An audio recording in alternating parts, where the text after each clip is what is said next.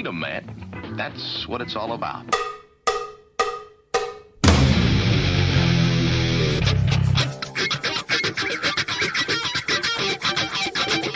You've got to groove on freedom, like the good book says.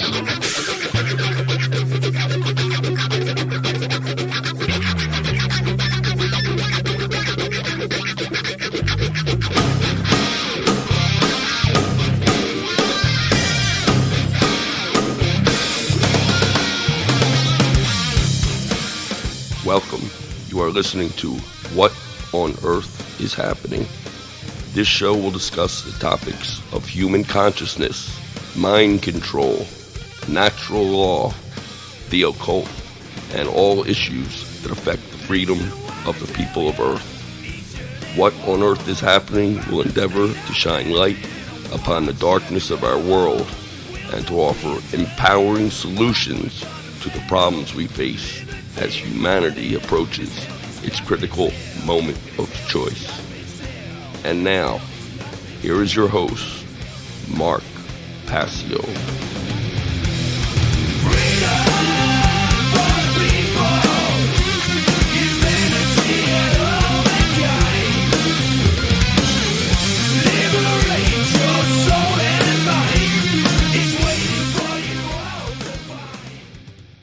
Welcome one and all, you're listening to What on Earth is Happening right here on Republic Broadcasting Radio Network. I'm your host, Mark Passio. My website, whatonearthishappening.com. The network's website, republicbroadcasting.org. Today is Saturday, January 17th, 2015. This show is, of course, live every Saturday evening from 10 p.m. to 1 a.m. Eastern Time. That's 9 p.m. to midnight Central Time. Tonight on What on Earth is Happening, we're going to do an all-call-in show, and the topic is going to be on Order-Follwers. I know I said I was going to jump in with some new material starting this week. Unfortunately, life kind of intervened, and I really haven't had time to pack that information out and organize it, so I'm going to start that next week definitely. But I figured tonight would be a good opportunity to open up the phone lines and let people give their take on the series that I just concluded on Order-Follwers, ask any questions that they may have for clarification on this topic, and just put out their own ideas or insights regarding what we can do to reverse the trend of people following orders for a paycheck or for a petty sense of power or whatever they feel is the need for them to do it, the psychological abandonment issues that underlie this condition. And, we'll do an entire show on that to let people put their viewpoints out there. So the call-in number to join us tonight is 800-313-9443. Once again, the call-in number. An all-call-in show. I specifically want your take on the information I just covered on Order-Follwers, any questions that you may have on that topic, and any comments that you want to make regarding Order-Follwers or how we can turn the situation regarding Order-Follwers around in this world. Once again, the call-in number to join us, 800-313-9443. I have several event announcements that I want to make tonight. The Free Your Mind 3 conference, of course, is coming at us very rapidly. It's going to be taking place here just outside of Philadelphia on April 10th, 11th, and 12th of 2015 at the Sheraton Bucks County Hotel at 400 North Oxford Valley Road in Langhorne, Pennsylvania. The speakers confirmed: Bob Tuscan, Clint Richardson, Curtis, the Illuminated One Davis, Dennis McKenna, Derek Brose, the New Jersey Weedman Ed Fortune, Frater X, Freeman, Fritz Springmeyer, Jay Parker, John Vibes, Josie the Outlaw Wales, Lennon Honor, Luke Rudkowski, Mark Devlin, myself, Mark Passio, and Stuart Swerdlow. There will also be a panel discussion group, and there will be open mic sessions at the end of the evenings for the conference. 5 to 10 minute segments will be given to people from the attendees that just want to get up and speak on any given topic. An all-weekend pass for the Free Your Mind 3 conference. The biggest conference of its kind on the East Coast, certainly coming up in 2015. An all-weekend pass for this great event, only $150. You can go and get your tickets immediately. It's the best way to support the efforts of the organizers of this conference, is getting your tickets in advance, because it helps to pay for the speaker travel expenses, it helps to pay for the venue, it helps to pay for the speaker lodging expenses, and all the other ancillary things that need to be paid for as part of a conference of this size and scope. So get your tickets at freeyourmindconference.com. I just learned that the organizers are extending the promo code that I had been giving on this show exclusively for listeners of What on Earth is Happening. You can put in at freeyourmindconference.com, when you go to buy an all-weekend pass, the promo code 93, just the number 93 at checkout, and you will receive a $20 discount off an all-weekend pass for the conference. That will be ongoing until Sunday evening at midnight. Okay, so into Monday, Sunday night into Monday morning at midnight. That is when that code is no longer going to be valid or working at all. So if you're listening now and you want a discount on the all-weekend pass, which is the best way to support this event, enter coupon code 93 at checkout at freeyourmindconference.com. I will be speaking at a monthly meetup group here in Philadelphia called Philadelphia Liberty on the Rocks. I just confirmed this Tuesday. I'm going to be giving a special presentation on the true meaning and purpose of the Second Amendment. This will be taking place on Tuesday, February 10th, 2015, from 6 o'clock p.m. to 9 o'clock p.m. Now, I will not be speaking that entire time. As a matter of fact, this is going to be sort of a short presentation for me. The presentation itself will be approximately half an hour, maybe a little bit longer, but we're shooting for about a half an hour, and then followed by a discussion, question and answer session and discussion on the topic, which is the true meaning and purpose of the Second Amendment.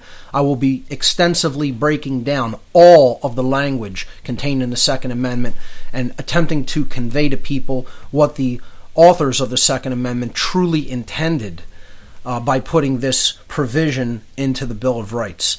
Tuesday, February 10th, 2015, 6 to 9 p.m. at The Cafe.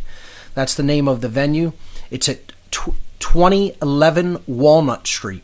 20th and Walnut, just off the corner, 2011 Walnut Street, Philadelphia, PA 19103. This event is free to attend, and for more information on this event, you can check out philadelphia.libertyontherocks.org. And if you're local to the Philadelphia area and you want to come out and have some lively discussions with a great group of libertarian activists, some of them even anarchists, you could check out their meetup group, Philadelphia Liberty on the Rocks. I was the proud recipient of a Tesla Spirit Award. This took place on last Saturday, January 10th in New York City. This is the reason I was not on the air live last weekend, but we played a replay instead, a rebroadcast. I went to attend the Tesla Science Foundation's third annual Tesla Memorial Conference at the New Yorker Hotel in New York City. It was a great event, lots of awesome speakers, got to meet a lot of great people and interact with them.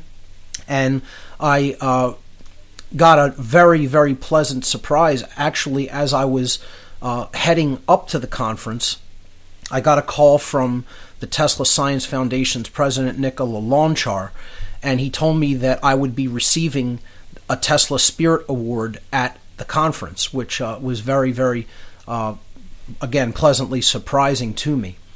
So the Tesla Spirit President's Award for Continuous Dedication to Tesla's Legacy is the award that I received. It's pretty much the highest, most prestigious award that the Tesla Science Foundation gives to individuals at the Tesla Memorial Conference and Spirit Awards each year. I'll tell you a little bit more about this on the other side of this break. Remember, folks, your calls coming up all show on this edition of What on Earth is Happening. Stay with us. We'll be right back.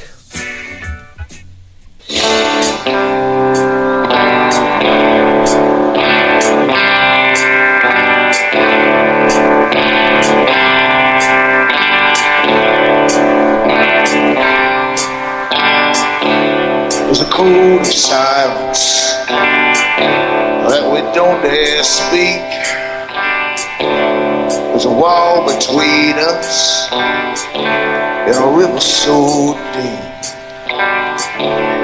We keep pretending that there's nothing wrong, but there's a code of silence and it can't go on. Welcome back, everyone. You're listening to What on Earth is Happening here on RBN. I'm your host, Mark Passio. My website, whatonearthishappening.com. I was just telling people in the last segment about me being the recipient of the Tesla Science Foundation's most prestigious award that is given to individuals at the third annual Tesla Memorial Conference at the New Yorker Hotel in New York City this year. You could check out the photos of this. It's in the photos section for this show. You could go to the radio show page tab of What on Earth is Happening if you're listening live right now. If not, this is podcast 182, and you could check that out on the podcast section. The photos show me receiving the award at the podium and then taking a picture with Mano Divina, who was one of the other recipients, and Barb, who received Michael Falsetta's award. Michael Falsetta was instrumental in helping to organize and basically raised funds for some of the first Tesla conferences that were hosted by the Tesla Science Foundation. So he was another recipient. Unfortunately, he was ill on that day and was unable to attend the conference. So Barb received the award in his honor. There's a picture of the bust of Tesla, which I received. It's image number 6. The other images, of course, on the site right now are the Free Your Mind conference posters, a poster for my Liberty on the Rocks presentation coming up on February 10th, and then the last 3 photos online, 4, 5, and 6, show me receiving the award and the award itself, which is image number 6, the Tesla Spirit President's Award. So I was very, very honored and privileged to receive this great award. I want to thank Nicola Launchar and the entire Tesla Science Foundation for offering this award to me, and it was really a great honor to receive it live at the Tesla conference. So if people want to check out more about this great group of people who are trying to bring Tesla's name and legacy to the prominence that it so rightfully deserves, please check out their website at teslasciencefoundation.org. There is currently a pledge drive, a donation pledge drive going on here at RBN. The network is looking to raise some funds, and in order to keep great content on the air, occasionally from time to time, they do need the help of listeners. So if you are in a position to do so, to make a donation to the network, you can go to their homepage and click on the donations tab and do it there, or you can call into the network at a toll-free number, 800-724-2719. This is an ongoing donation pledge drive going on at RBN right now. The toll-free number, if you want to call in and pledge a donation, is 800-724-2719, or you can go to the RBN website at republicbroadcasting.org and click on the donations tab. Okay, so a couple of other quick things. The What on Earth is Happening promotional t-shirts are still available as a free gift in return for a voluntary donation. You can click the link that is listed in the news articles at the top of the news section of the whatonearthishappening.com website. It's also the top item under latest news on the left-hand column of the webpage. The shirts are really great. People seem to be really enjoying them. They're good conversation pieces, and they're just a good way to promote the website and the ideas and concepts that are contained on it. There's also a donation button on the left-hand side of the whatonearthishappening.com website if you feel that you've received value from the information that I've shared here on the What on Earth is Happening radio show and on my website. Please feel free to make a voluntary donation to help support my work so that I can continue it long into the future. So with that having been said, the phone lines are already full. They're lit up, and I really appreciate that. So let's go right to the phones. It's the callers are going to make the show today, and I figure this is a good way to end a entire series that I've been doing over the last several weeks here on the show. By just opening up the phones and just getting your reaction to it, getting your questions, your feedback, and any comments that you want to make on the Order-Follower series that I just conducted here on the show, because we're going to change gears a little bit and go in some new directions on future shows. And we could talk about that a little bit too. So let's hear from Zadani in Connecticut. Zadani, you are live on What on Earth is Happening. Welcome to the show. Hey, Mark. How are you doing tonight? Doing well. So, obviously, as a third call, I'm calling into your show with, and the topic is a big topic. We were talking last week. I was talking to you, adding to the show regarding a lot of the German influences with Project Paperclip and all that, kind of piggybacking off the UFO issue and a lot of the high science that we have around here. Right. So actually where I was going to go is, pose the question to you before you even put the topic out there to round it up that way. Where's what the solutions are? I mean, obviously a ton of your work is geared toward that, but, just bouncing real quickly off you before it comes back, how do you see the simple end of solution besides education and becoming aware of the tactics, the techniques and everything going on? What do you see as really the solution? Well, the solution is for enough people, a critical mass of people, to become so enlightened regarding truth and morality that they step into the true courage of what is known as the great work. And the great work is actually reaching out once you have transformed yourself and your worldview, and most importantly, your behaviors, and then teaching other people and influencing other people to help to transform themselves. That's what alchemy is really about. It's the vehicle for the great work is alchemy. It's actually the influence for being the influence for other people to step into their own courage and their own transformative capabilities. That's what the great work actually is. It's Absolutely. Yeah, it's first changing your own mind and behaviors, and then helping other people to do that same process, to go through that same transformative process. The problem is that we not only don't have enough people who are willing to step into that level of courage, mostly because they don't have that knowledge developed enough within them themselves, but you have a lot of people who are so attached to the current completely immoral Western civilization paradigm that they would fight to the death to protect it, because they don't know anything else, and they're so trapped in a fear-based mindset, and they're so trapped in a satanic mindset. One of the biggest problems is that we have a propagation of Satanism throughout society, and the overwhelmingly vast majority of human beings do not even understand not only what Satanism is, but they do not understand that they are living Satanism. They are actual Satanists at a low level, and do not understand that that is the ideology that they have already signed on to and subscribed to in their daily choices, in their daily living, in their daily behaviors. They don't understand they already are Satanists by every definition. Totally agree with you. So when you're talking about a tipping point, I don't know if I agree that it's as high. I know you spoke to their, these masses of numbers. Zadani, hold right there. We're coming up to a break. I'll hold you on and let you get to this part of your question on the other side. Ladies and gentlemen, you're listening to What on Earth is Happening. Stay with us.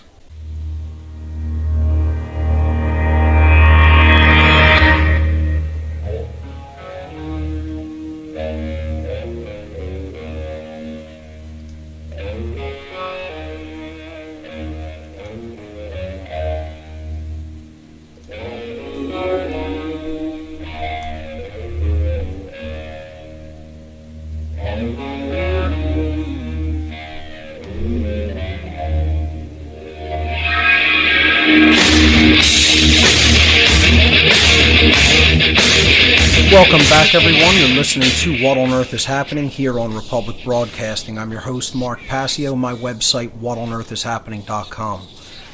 We're taking your calls throughout the show tonight. Call-in number to join us, 800-313-9443. We were talking to Zadani in Connecticut. Zadani, you were talking about the critical mass point, or the amount of people that you thought was necessary to create a cascading change throughout society regarding Order-Follwers. Do you want to continue with that line of thought? Yeah, thanks, Mark. Obviously, for the any tipping point, obviously you got to get over 50%. The question is what generates that, and if it's worth spending time on a large scale, audience for. The classic philosophical type of question, but I believe it's far more that that people are not equal, that people are not at all created equal, that through lifetimes some of us have accumulated far more interior power. And as I said, maybe the first 2 shows ago, that it's not with greater superiority comes greater responsibility. It's the inverse of the male-dominated world that we perceive now. Sure. With the greater the superiority of the being, the greater the responsibility is to the collective.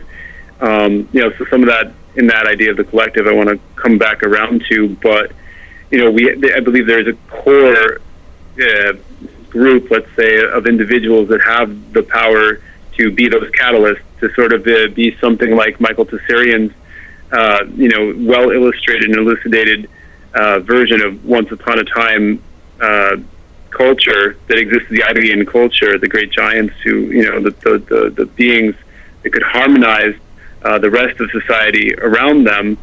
So that gets into the alchemy of the great work, and alchemy right down to what foods we're eating and how we're balancing our bodies and what's going through each of our souls, really our psyches, and how all that's, there's a lot of that's covered in the nature of your work. That was great, referencing back to, say, a type of that quote that's brought out by Morpheus, that most people are so addicted to this system that has been infrastructured around them that they're going to fight for the very thing that's tearing apart their soul. Absolutely. And, there's a big difference between what I'm talking about regarding a critical mass of people doing the great work to push more people toward the transformative change that I'm talking about, versus the actual numbers of people that do need to transform their behaviors for a solution to be effected in our world.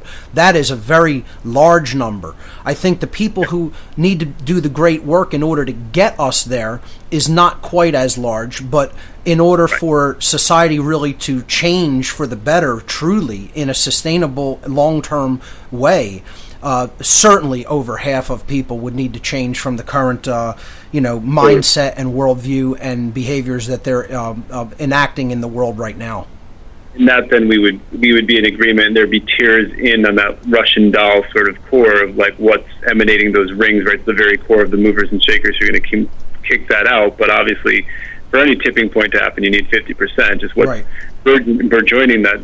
Now, then the question would be, I'd ask you, what happens if that doesn't? What do you see as, maybe we're going a little higher minded than say your well-grounded work covers, but if that doesn't happen, what are the large scale consequences if we do not make the tikkun, if we do not make the repair that's required?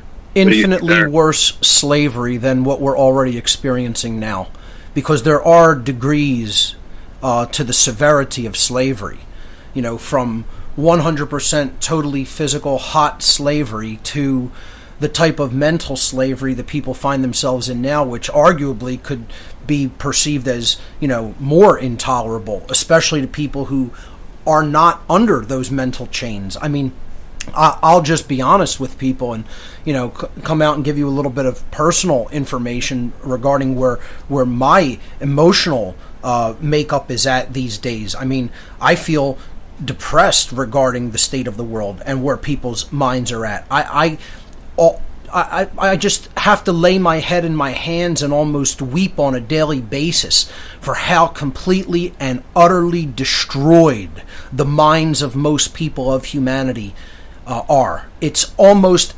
incalculably unfathomable to me. The things people believe, the sick worldviews that they are in. People are so mentally ill that they have absolutely no idea how mentally ill that they actually are. None whatsoever. And I feel depressed about that on an ongoing basis. That's not to say that I'm not continuously doing the great work to attempt to change that condition. I feel that despondency as well. The thing is, though, Mark, I hear what you're saying, and it still seems a little on the ground, because with the infrastructure that, say, these high German and otherwise dark occulted scientists have laid out, it would seem that it would go a little bit beyond it just being more terrible slavery. Obviously, it would yield sort of more towards being like the Matrix, literally, because because we have the transhuman aspect. That's right. That these psychopaths have laid out in our world to affect, and they're obviously working with even higher entities, which is a lot more of the material that you began to stick your foot into with the cosmic abandonment. That there are things that are much bigger than we see here, and the consequences are much larger. And we have technotronic weaponry that's leaving people's minds in these states where they can't process a damn thing. Where you said the last show you had the one weapon that comes out, the scalar weapon television, that's crippled people's organs, crippled their brain and their processing ability across the globe, creating a Faraday cage that leaves them incapacitated. You add crap food to that, and you just have a recipe for disaster of where you can create a society that is existing as a battery to fuel these other entities with loosh or whatever you want to call what this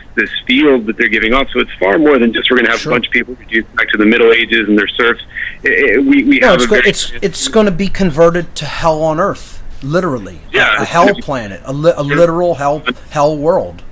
Silicon hell, unless there's something, and it goes deeper and deeper. I don't know if you're familiar with Nigel Kerner. I'm not. He does a really nice job. He's a little bit of an eccentric British type. I guess he actually was acquainted with Arthur C. Clarke and then some of that Cabal Insider group. He's alive now, and he really does a nice job at rounding out what the ones and zeros of the Silicon entity are, tracing it back to Newton.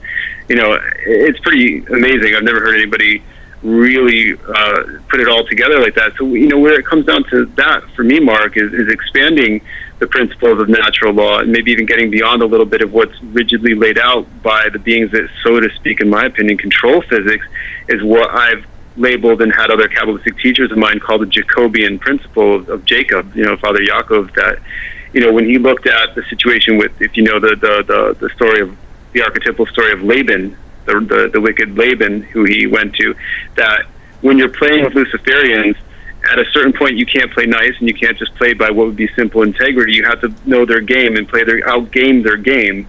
It's not always stay within the lines, because if we stay within the lines, it's too easy to lose, and it's too predictable. That there's a certain risk absorption factor. You might connect to the Buddhist concept of the bodhisattva of eating some risk to step into their karma and absolve of that, because their game is going to continue on as their game, and when you're dealing with them, you need to outgame their game. I don't know how you would respond to that if you see the laws that you've laid out as too very fundamentalistic. But Zadani, I want to thank you for the very interesting insights that you've brought up regarding that, and I want to say, I just think that's why it's all the more important to help people to understand that the techniques of manipulation that these so-called sorcerers, dark occultists, are using for the absolute degradation of the human mind and soul. When we understand those things and we can teach those clearly to other people, we're helping to create a defensive shield mentally. It's a form of psychic self-defense that we need to really erect within the population. And part of the problem is that there's this eugenics psychological warfare going on in society. I'm going to term, in coming weeks, I'm going to coin the phrase epigenetic eugenics. Okay? Many people will never have heard that worded like that. But really, this is what we're actually talking about. We're talking about eugenics operations that are being conducted psychologically, not even having to be done chemically, certainly not having to be done physically anymore. Energetic rituals that get into the whole nature of Kaiser Wilhelm, back to the castles of the bath, and going back to Babylon and beyond, of what the bath But not even just that, by getting people to do these things to themselves, by getting people to actually cull the population themselves in ways that they don't even understand that they're doing. So that'll be coming up on future shows. But Zadani, thanks so much for the call. Great points and insights that you brought up. We'll continue with more of your calls on the other side. Stay right there.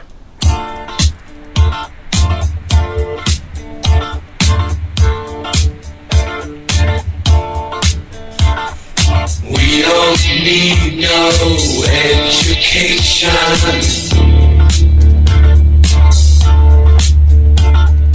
We don't need no thought control.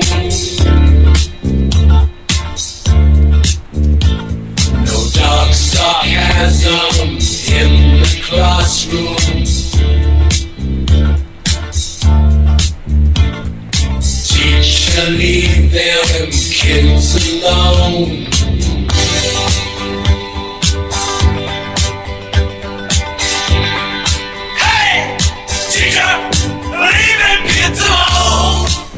Welcome back, everyone. You're listening to What on Earth is Happening. We're taking your calls throughout the entire show this evening. The topic is Order-Follwers. Any comments or questions that you want to pose regarding my recent series on Order-Follwers? Toll-free number to join us, 800-313-9443. Let's go back to the phone lines and hear from Tom in Toronto. You're live on What on Earth is Happening. Welcome. Hi, Mark. I want to start off with some green language today. Sure.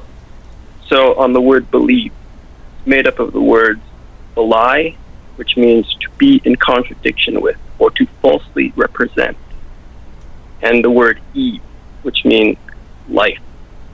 So, to put it together, you get to contradict or falsely represent life on the word believe. Pretty accurate. Yep.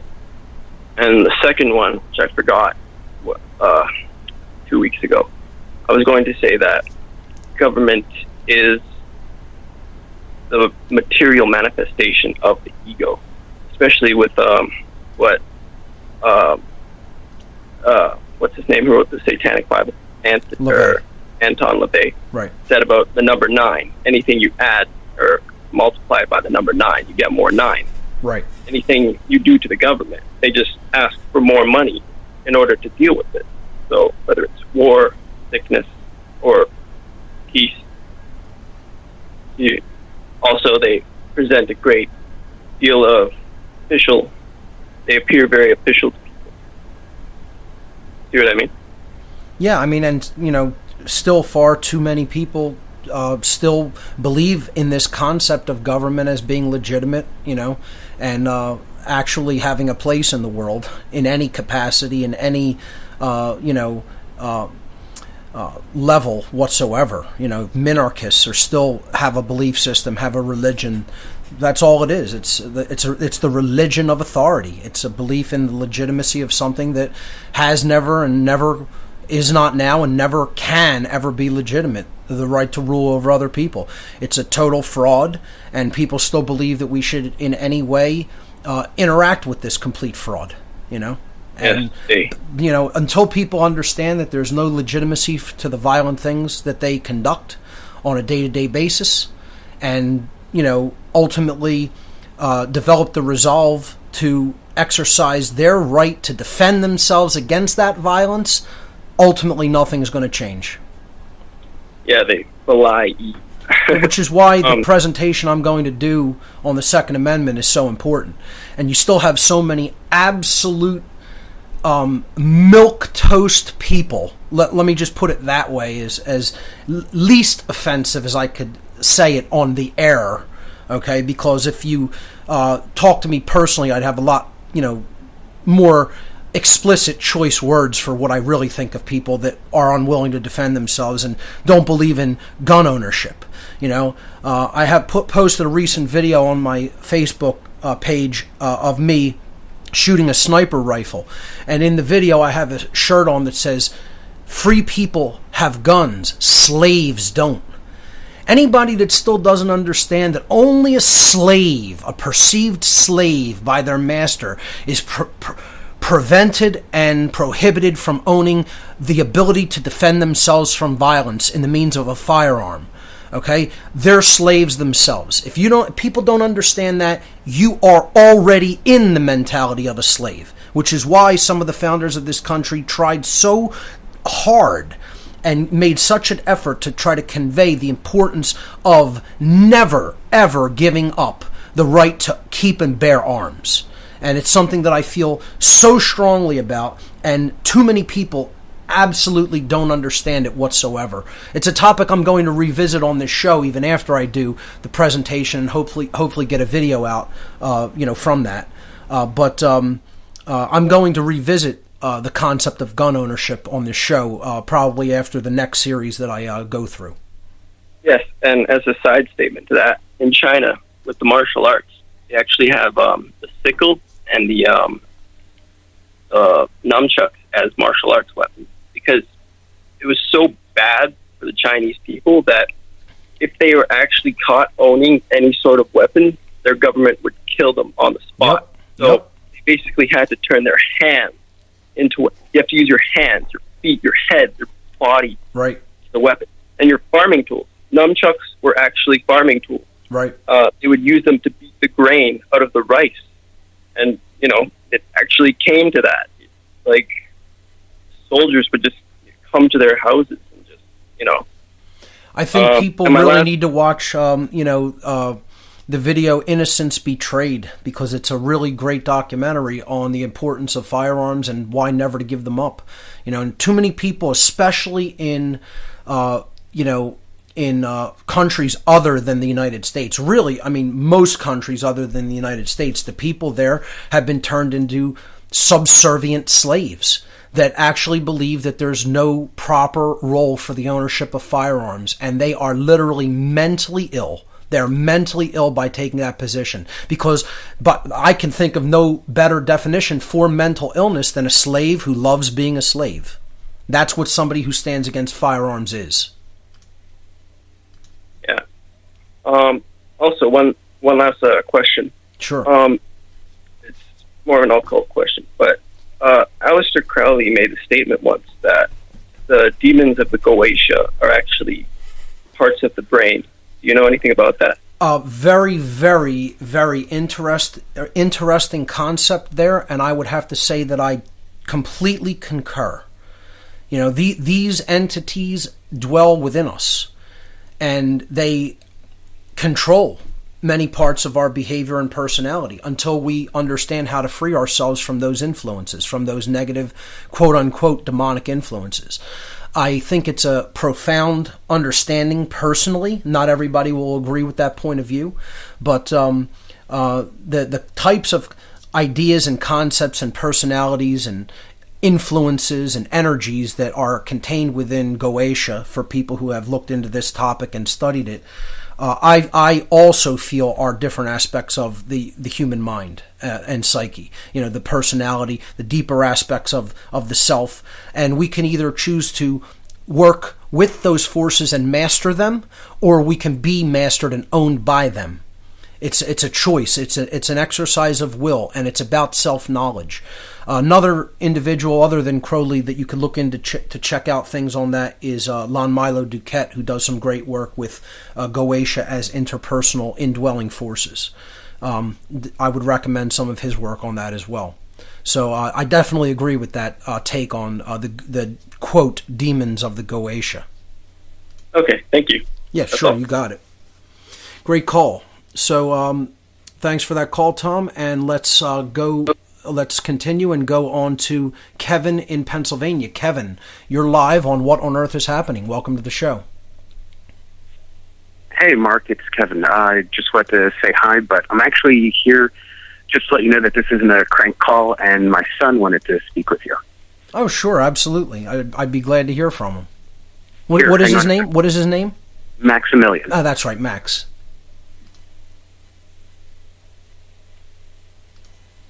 Hey, Max, are you there? For taking my call, Mark. Sure. Hey, what do you have for us today? Well, before I go on, I just wanted to say,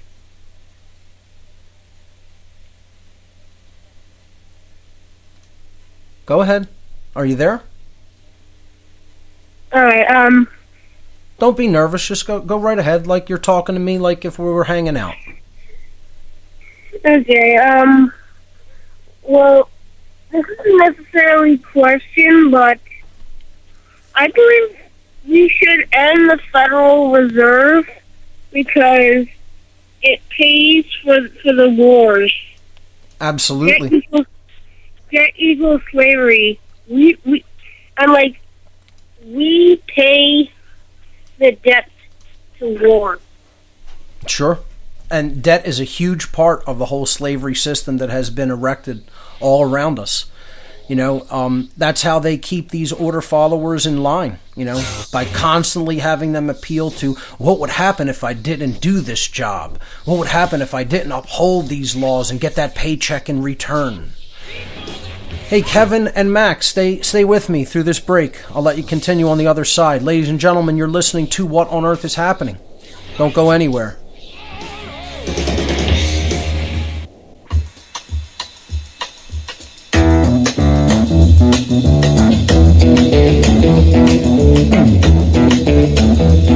You know the day destroys the night, night divides the day.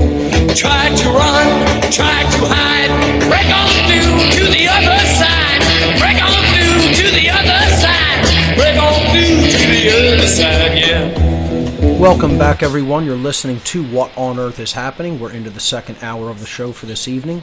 It's an all-call-in show on the topics that I covered in the Order-Follwers series that I just completed. The toll-free number to join us, 800-313-9443. Once again, the call-in number, 800-313-9443. Looks like we lost Kevin and Max during the break there, but if you guys want to call back in, I'll bump you back up to the top of the call queue. So let's continue to take some other callers, and let's hear from Brandon in Boston. Brandon, you're live on What on Earth is Happening. Welcome. Hey, caught me off guard there a little bit, but I'm ready. First of all, congratulations on the Tesla Spirit Award. Oh, thank you so much. No one that I know, I talk about Tesla a lot.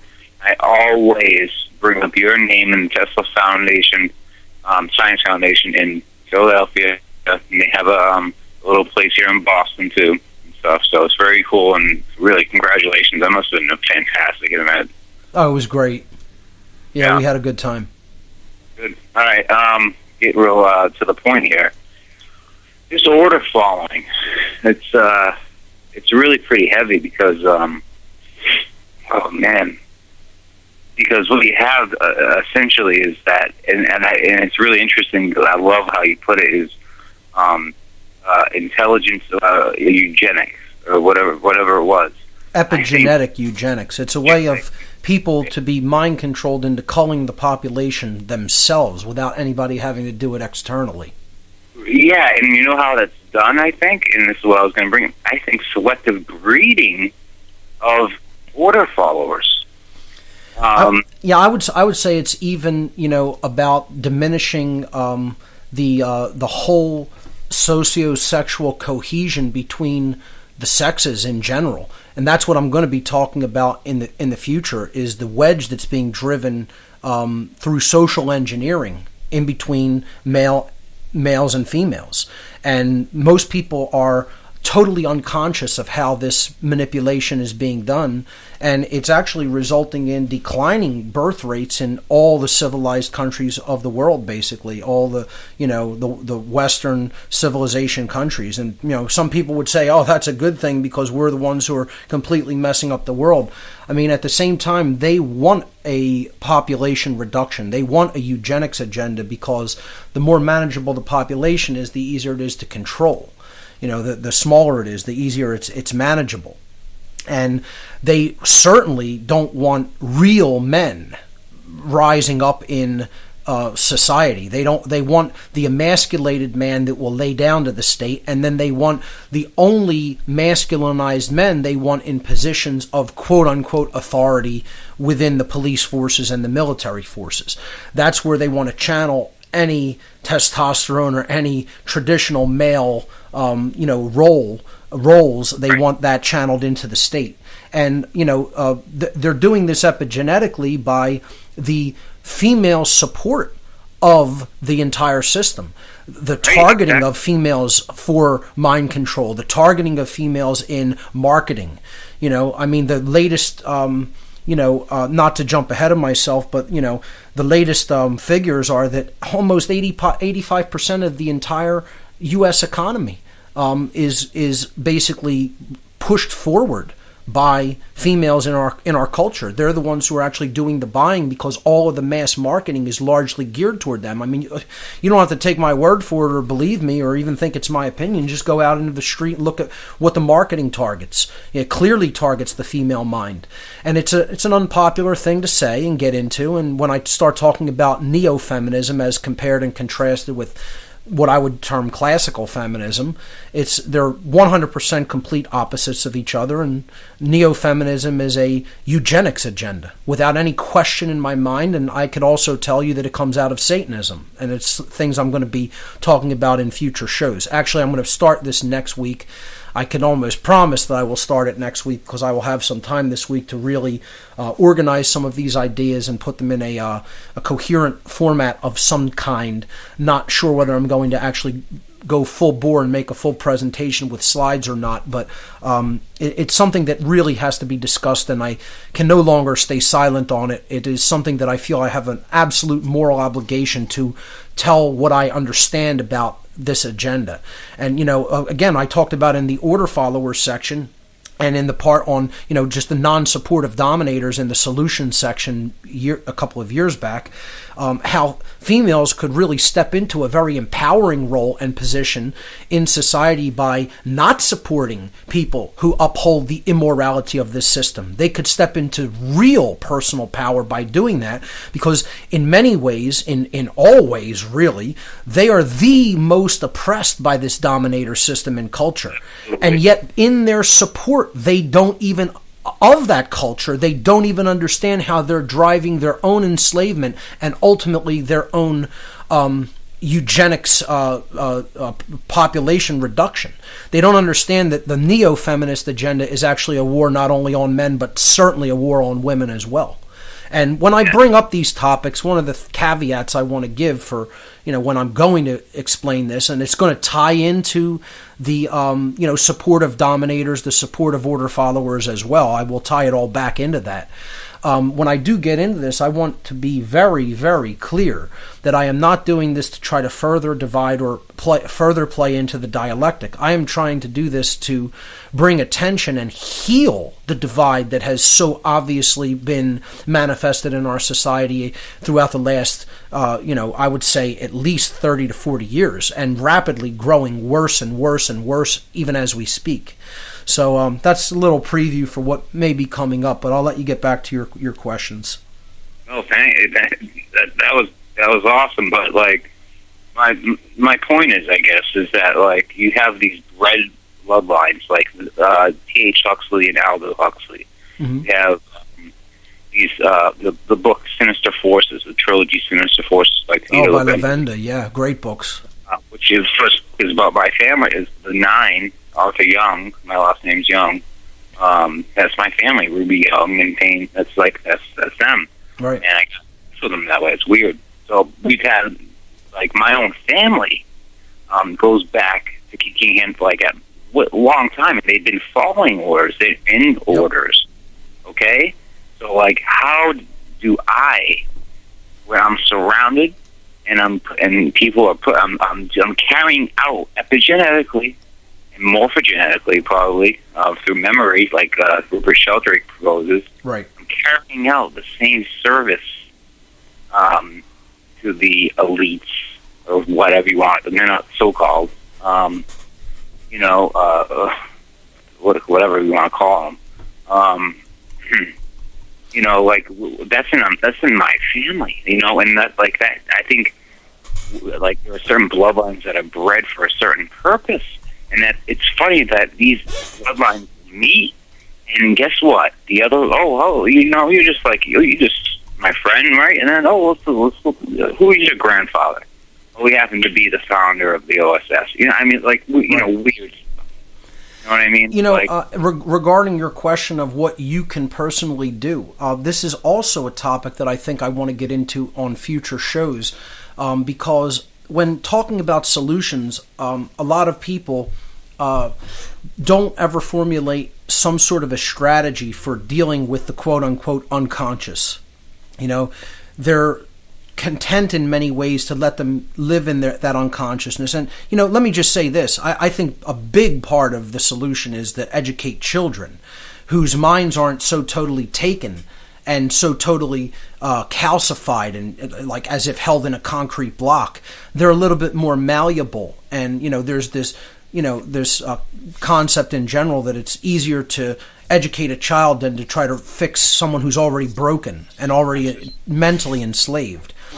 That may be true, but I think there's still something to be said for working on people who simply don't have the knowledge that they need to understand the dynamics that are playing out in front of them. So I'll continue with my answer on the other side of this break. Ladies and gentlemen, stay with us. You're listening to What on Earth is Happening. We'll be right back.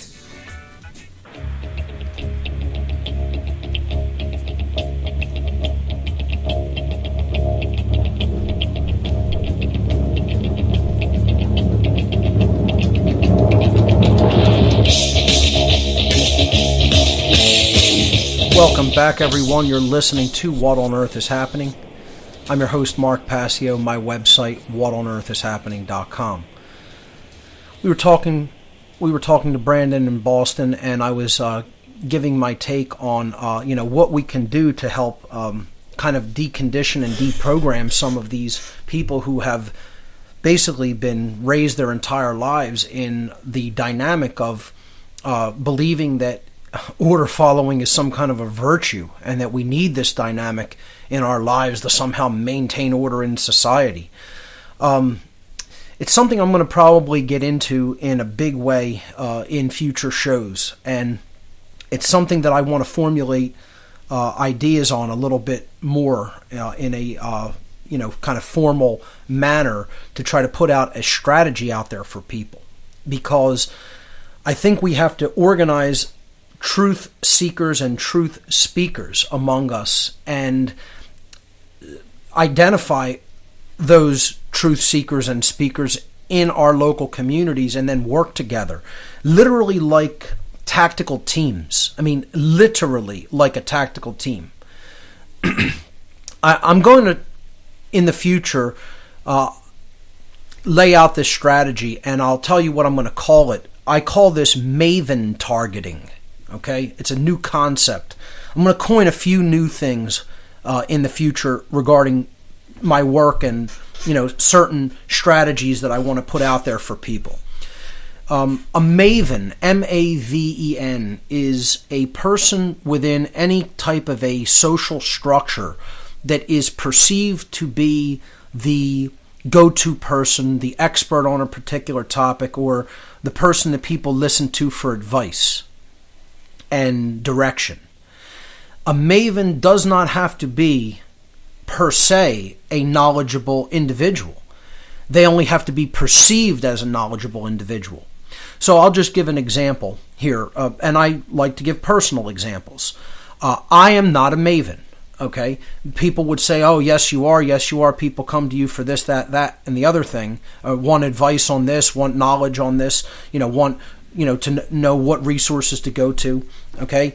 What I'm talking about is in my interpersonal social circles, in my everyday life, I'm not a Maven, okay? In my family, there is a Maven. There's probably a couple. I'm certainly not it. I'm not that dynamic. I'm not that person. I'm not that individual. In my family, my mother is the Maven of the family. Therefore, if I wanted to try to change the dynamic of the family thoughts, the direction, the advice that they take, who they listen to, the person that would need to be worked on the heaviest would be my own mother, because she's seen as the, quote, matriarch of the family, if you will, okay? So this is why in giving information to anybody else in my family, I have focused on that person the most. Now, I'm not in that person's physical presence very much, so it really doesn't make a difference, what I would, speak, because I don't really spend a lot of time on the phone, and since we're not really in each other's physical presence or company, I don't really engage in that. When I was in her presence a lot earlier on years ago, I would heavily try to give this information, even if it wasn't well received or the person said, I really don't care or I don't want it. I would speak it anyway in their presence and do nothing else. This is the kind of result. People will say, well, this is almost like just being an annoying person to somebody else. It's like saying you're not really having respect for that person because you're doing what you want regardless of what they want. Yes, in many ways, that's exactly what it's doing. It's because this isn't about babying people. This isn't about listening to an immature, unconscious person saying, I don't want to know. Well, that's not your right. Tough. If it affects my freedom, that's not your right. How about that? This is what people who are too, and again, I'll use that term, milquetoast. You're just too passive. You're not aggressive enough. You lay down. When somebody else says, no, I don't want to know about that, you back off immediately. And I'm telling you, that's what's killing the world. That's what has killed the world. Because we're almost dead as it stands right now. And I'm not in any way saying that the caller who brought this topic up is like that by any means. I'm just saying most people, who do know the truth are loath to speak it because it creates uncomfortableness. It creates discomfort among the dynamic that you're involved in. Well, I don't care whether my family will hate me because I want to speak the truth and tell them it's not acceptable that you're not moral enough. It's not acceptable that you accept things that are immoral. Okay?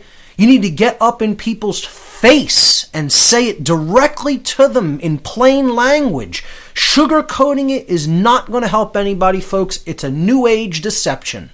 To say it always has to be worded in the positive and the affirmative, taking such special care to people's delicate sensibilities and never talking about the negative and never telling them they're inadequate in any way. Absolute bunk, new age nonsense, garbage. Okay? Anybody that buys into that has bought into the new age religion. Okay? This is about finding the person who is the most influential within any social dynamic group. Okay? You could just think about this on your own. There's a friend that you know who holds more sway with the rest of your friends. There's the person whose mind you have to change. And if what you need to do is get many truth seekers to team up on that person if possible. I've offered to people my time, energy, information, and effort to say, if you have somebody you want to awaken, take me into their presence and we'll work on them together. Plan a day out and we'll just totally, while we're out with that person, we will completely do nothing but speak truth in their presence to a point where they have no choice to listen to us or just absolutely, literally leave the dynamic. Actually have to walk away. That's how you really need to do it. And people will say, oh no, this won't work. It's never been tried. The problem is we've never done this. People who know what's really going on, they back off and they don't say anything to anybody else. And therein lies the bulk of the problem when it comes to order followers. These people are sequestered. They are sequestered. They are walled off from the rest of society. And if you could identify people that are the mavens within their groups, we might be making headway in helping to somewhat transform their behaviors. I call this Maven-Targeting. Okay, and I'll be expanding on it a lot more in the future, in future shows and presentations. Okay, so, you look at order followers, as a brief aside here before we get back to the calls, they constitute a cult. They are people who are completely sequestered from the rest of society. Cops, for example, only hang out with other cops. I know of no person who knows a cop that hangs out with average people, with a normal, everyday person. None. Zero. Never met anybody that hangs out with a cop, ever. Cops hang out with other cops. People who do jobs like being a meter person, like writing tickets, all right, at so-called illegally parked cars. They hang out with their kind because no one else wants to be with them. Nobody else wants to hang around with them, and they know it. So many of these people won't ever even admit what they do, and they lie about what they do. You know how many people you've probably asked, what's your profession? What do you do for a living? And they've been cops and they've lied to you about what they've done in your life that you've encountered personally. If you knew the number, you'd be shocked and appalled because it's so way beyond what you think it is. I'll pick up this dynamic on the other side and we'll get back to your calls. Stay with us. Penetrate the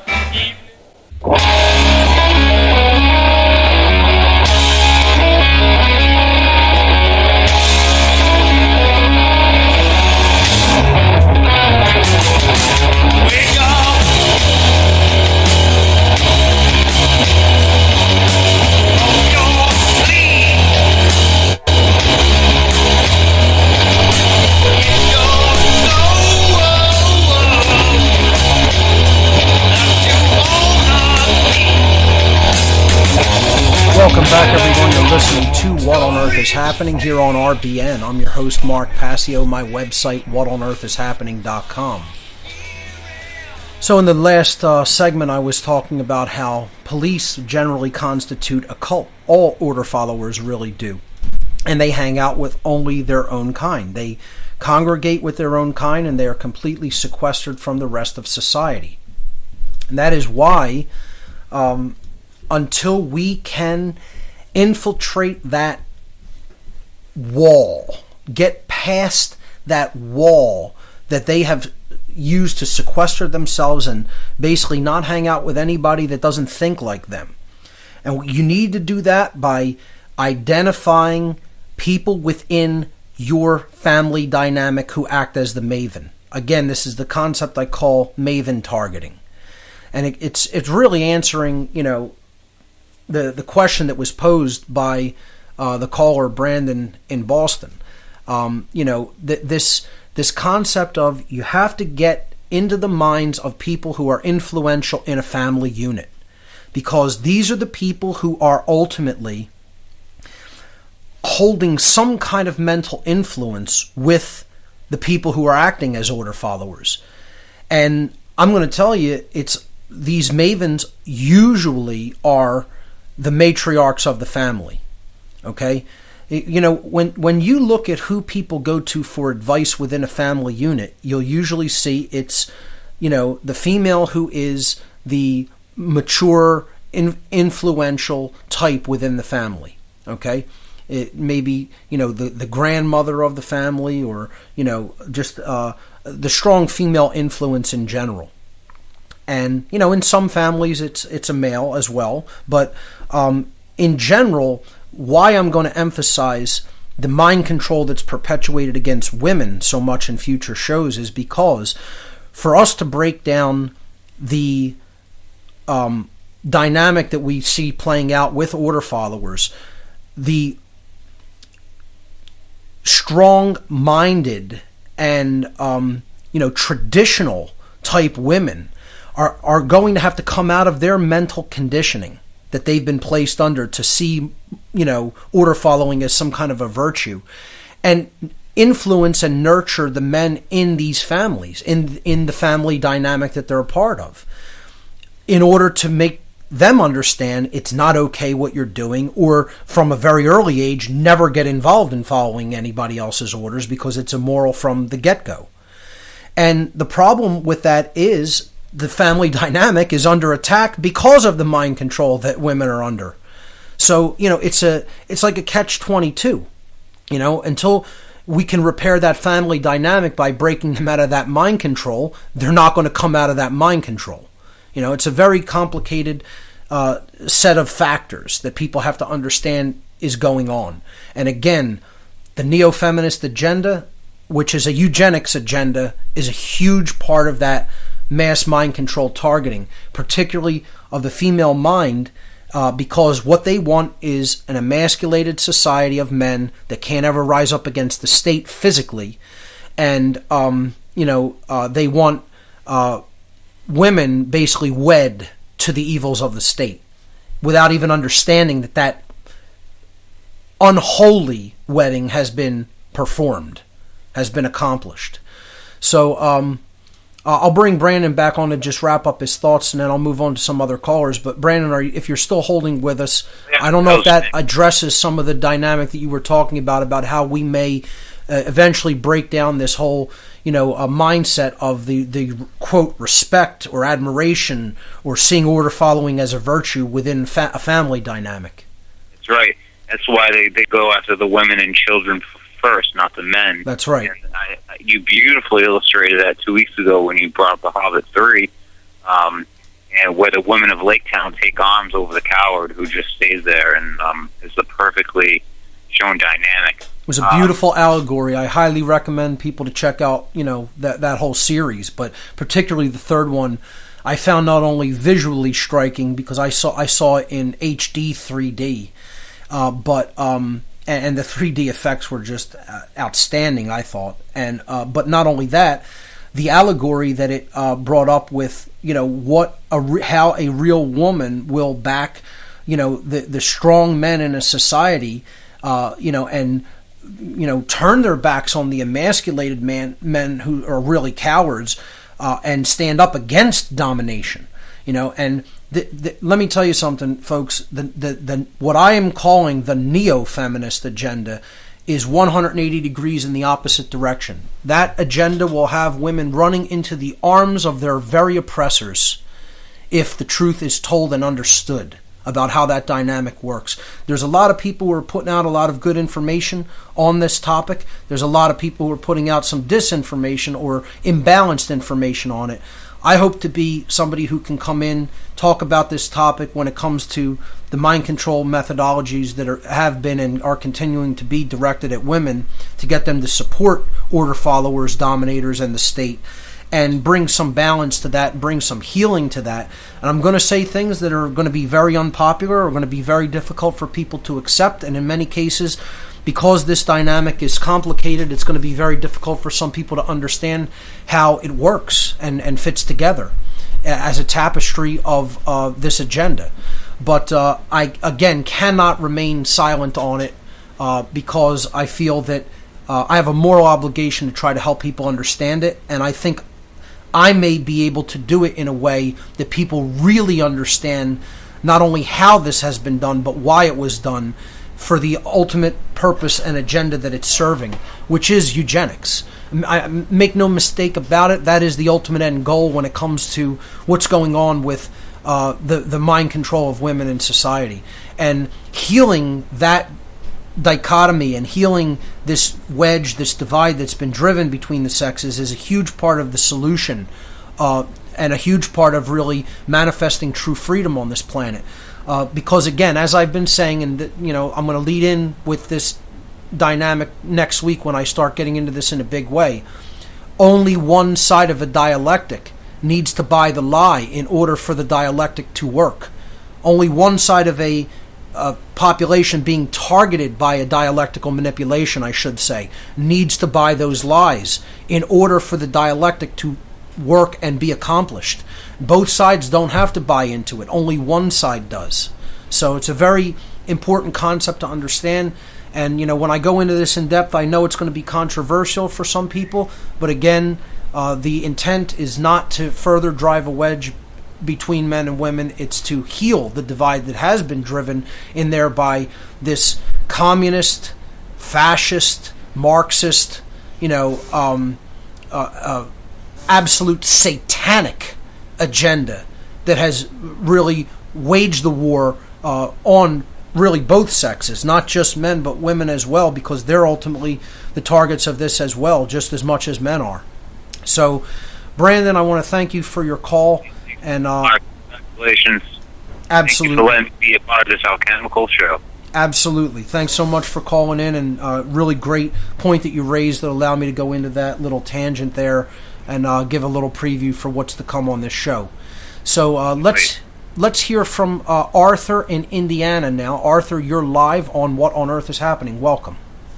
Wow, man. Can you hear me good? Absolutely. You're coming through loud and clear.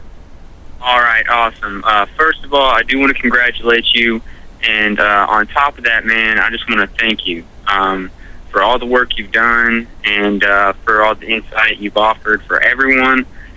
And I'd have to say, I believe you called it your Horsemen of the Apocalypse. You would definitely be one of mine. So first time I've ever called in any radio show, and I just want to thank you. Well, I appreciate that so much, Arthur. Thank you. All right. Well, we're talking about order following, and I really wanted to get into some solutions for the order following. Sure. Go right ahead. I recently had an experience at work where I got fired for that exact reason. And, I was called into my supervisor's office, and I'd put into another position to be on first shift so I could start pursuing other things, outside of work that were more actually in this kind of area that, of things to do to, to help people or stuff like that. And he started talking to me very disrespectful.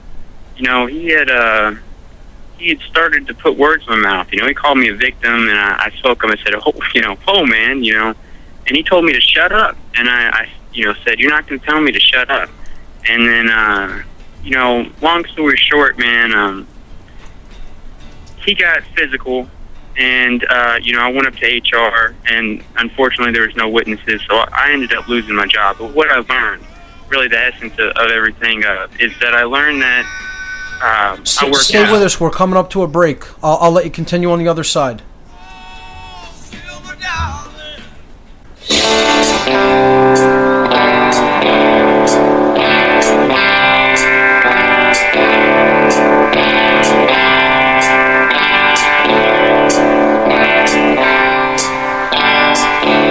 There's a code of silence that we don't dare speak. There's a wall between us and a river so deep. We keep pretending that there's nothing wrong. There's a code of silence and it can't go on. Welcome back, everyone. You're listening to What on Earth is Happening. I'm your host, Mark Passio. My website, whatonearthishappening.com. We were talking to Arthur in Indiana before the break got to us. And Arthur, you were describing your encounter with a Order-Follower / Dominator of some type. You want to continue with that? Yes. Basically, the essence of my experience was that I work for a molding injection company, factory type work. That being myself and following my heart and following that middle path, not being abused, but not being the abuser, it basically led to me being terminated because they don't value an intelligent individual with heart. What they value there is somebody with the who keeps their head down. And this is what I found in my experience there. And I've you introduced me personally to natural law, and I've really been expanding upon that, and I really learned, the law of attraction. The energy you emit is the energy you attract.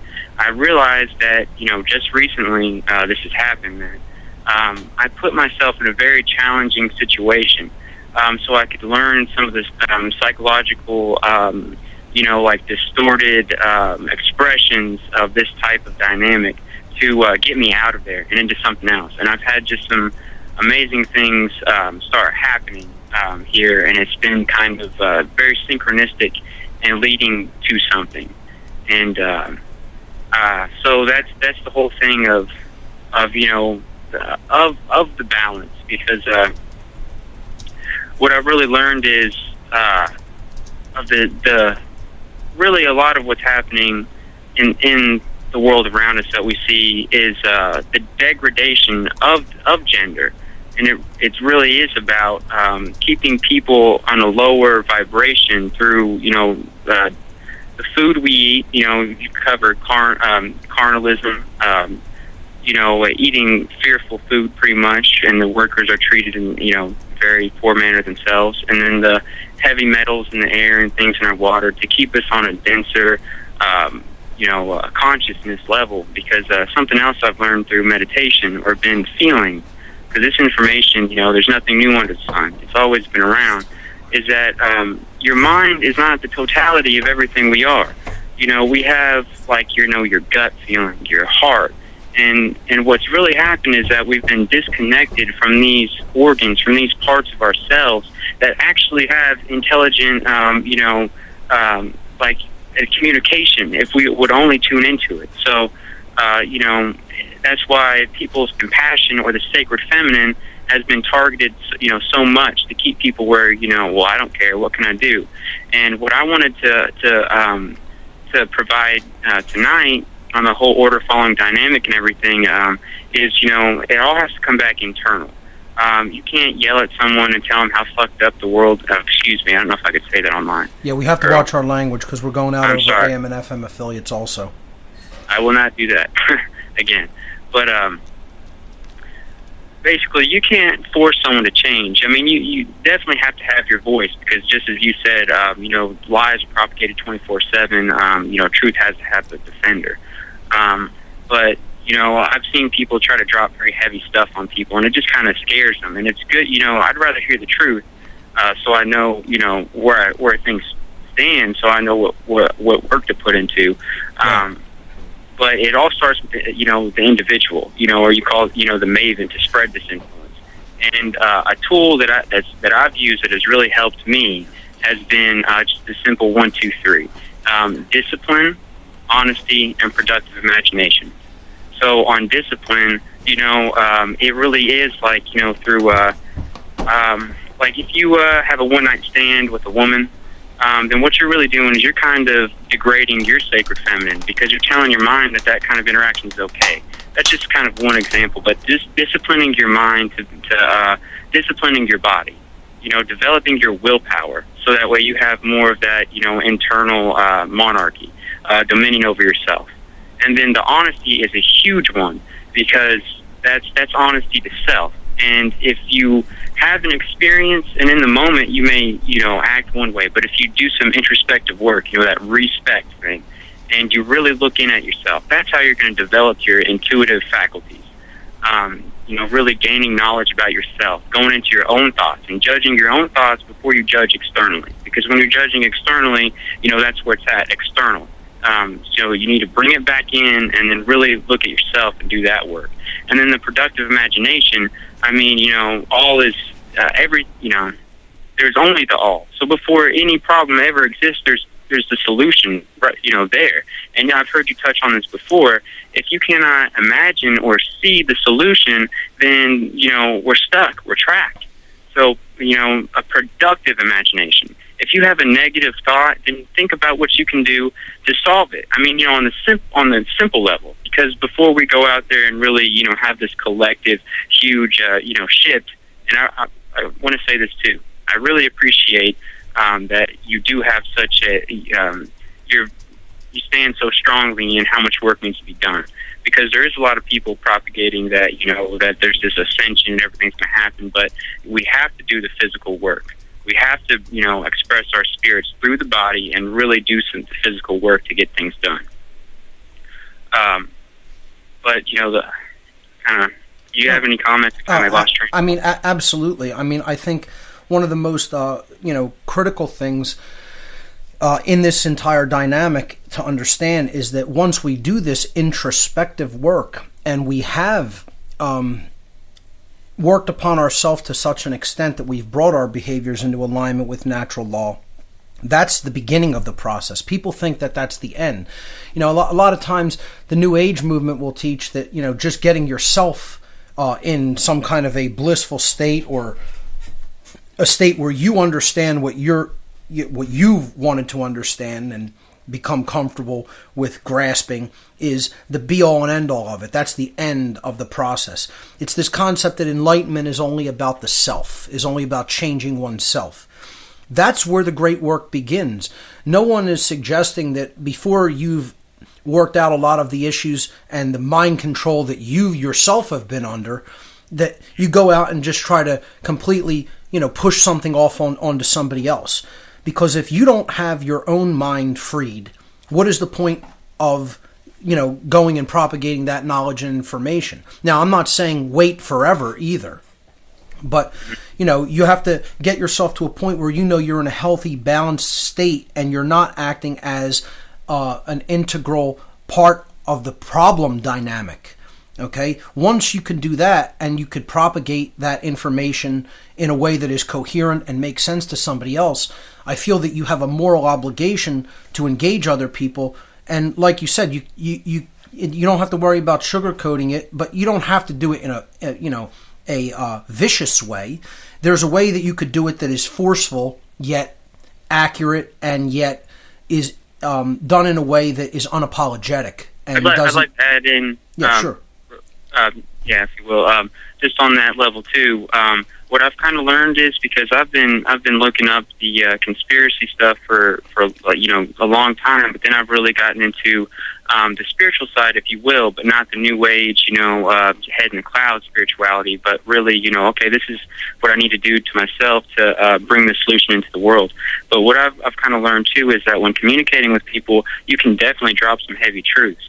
But, you don't just go in on that, because then you might scare someone, and that creates like a fear, so they're owning that fear. But to provide the genuine heart connection, to connect with someone on a heart-to-heart level and be kind of inspirational and maybe in some manner, and then say, imply that, bring these darker aspects up in a tactful way. Sure. You have to try to find a common point of interest that you could work your way into that person's mind and even into their confidence. And, people will say, well, are you talking about manipulation? Are you talking about, getting things in through the back door of their mind? I would say absolutely.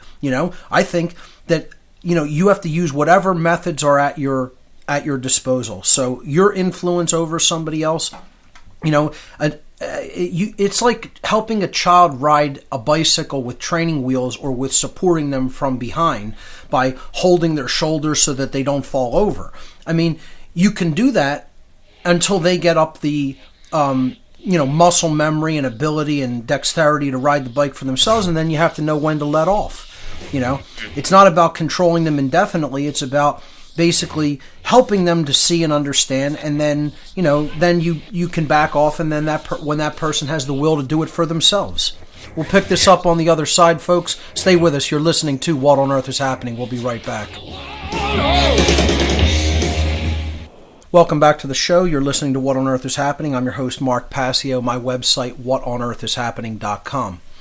We're taking your calls. We're into the third hour of the show for tonight's broadcast. The toll-free number to join us, 800-313-9443. Once again, the toll-free number to join us, 800-313-9443. The topic is Order-Follwers.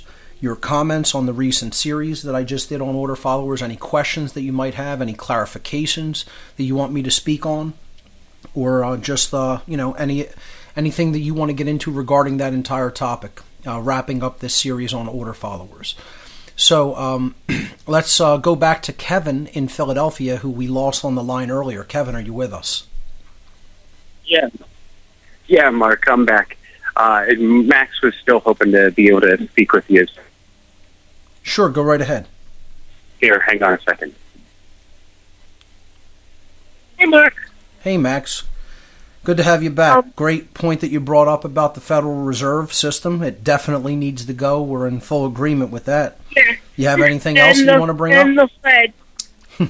Here's a future and the Fed guy, folks. Nothing better than that. I mean, this is what we need to be teaching our children, without any doubt. Go ahead, Max. You can continue. Okay, I just wanted to say that if someone is in the military, that person should clearly say, "I quit. I'm retired. I'm retired." And they got to quit their job, right, Max? Say that to his boss or her boss, and clearly walk away, and 3 things are left. There it is. from the mouth of children, ladies and gentlemen. Children can understand this with clarity and simplicity, and yet full-grown adults have such difficult time with it. Walk away. I mean, there's words of wisdom. Yeah. I am completely blown. I am blown away by how I am on this podcast. Hey, it's my pleasure to have you here, Max. Yeah. It's my pleasure to meet you. Definitely. Well, you keep learning and reading, and you got a good teacher there with your dad, so keep it up, and then you'll be doing what I'm doing in the future. All right? All right. All right. You take good care there, Max. Take care. Keep up the great work. All right. Thank you. Bye-bye. Bye-bye. See, that's what it's all about, folks. Teaching the next generation of people the truth. I mean, what can you say about that? There's a child who already gets what's going on in the world. And I'm sure he'll learn and grow in his knowledge and, do incredible amounts of reading, and, he'll be an influence with other people as he gets older. And that's what it's all about. So, Kevin and Max, thanks so much for that call. It's definitely an inspiration. Appreciate it, Max. Absolutely. Hey, Kevin, you're still there. If you have anything else, do you have anything else for us? Do we still have him? Yeah, no. Okay. Kevin is gone. Great. So, Kevin and Max, thanks so much again. So, let's hear from Derek in Pennsylvania. Derek, you're live on What on Earth is Happening. Welcome to the show. One second. I got him. What about Arthur? Hey, Mark. Hey, Thanks Derek. for taking my call. How are you tonight? I'm doing well. Good to hear from you. Yeah, great to hear from you as always. I know you don't do this for the recognition, and it's kind of to me, you getting that award is kind of the universe saying, in its own way, thank you. Yeah, I was blown away by it, and I thanked the Tesla Foundation from the bottom of my heart for the recognition that the award represented. It was a very nice thing, because I have put a lot of work in to try to help people to understand what Tesla tried to do, and I think more people need to do that as well. And I applaud the efforts of the Tesla Foundation. I mean, they had a lot of people out there at that award ceremony. They did some good promotion for the conference. There was great speakers there. Overall, I think it was a very well done event, and I hope that they continue the work that they're doing well into the future, and I'll be glad to be a part of it into the future. For sure, and like I said, I just think the universe is thanking you with kind of that outward sign. Regarding Order-Follwers, your presentation, as always, is pristine, on point, and it packs a knockout punch. And what I wanted to discuss tonight, I was the movie American Sniper. I didn't see it. I don't know that much about it. I know that it's getting a lot of publicity and press and stuff like that. But I came across an article, a short article that I read about the author Chris Kyle and how he fabricated a story about knocking out Jesse Ventura, and it actually went to court, and it was actually proved in court that Jesse Ventura won, and this guy made up the story. Now, the crazy part is, so it kind of piqued my interest, so I looked more into it, and today I saw a show on C-SPAN. I believe, I don't want to ruin anything, but I just want to kind of tell basic themes about the author Chris Kyle. They had him on, I guess it was in March let's say it was the spring of 2012. And, they had callers in on the show, and they asked him, would you recommend your children be in the military? And he said, he kind of didn't take any stance. What he said was, I wouldn't recommend doing it, but I wouldn't recommend them not doing it. And he said it's a total volunteer status. He also, one of the themes he touched upon was that he didn't understand the public's protesting of wars. He said, you're protesting, you should not be protesting against the military, you should be protesting against the president and the Congress. Yeah, now, targeting the order giver, as correct. If they're the ones who are actually doing the actual harm. And these are just some of the themes that kind of just really resonated with me. That's what Order followers always want to do. They want to pass on the responsibility to the people who are giving the orders. No, you're not the. It's like a video I linked on one of the former podcasts I did on Dominators. It was a cop basically saying he was posed the question if he was ordered to follow racist laws, to enforce racist laws, like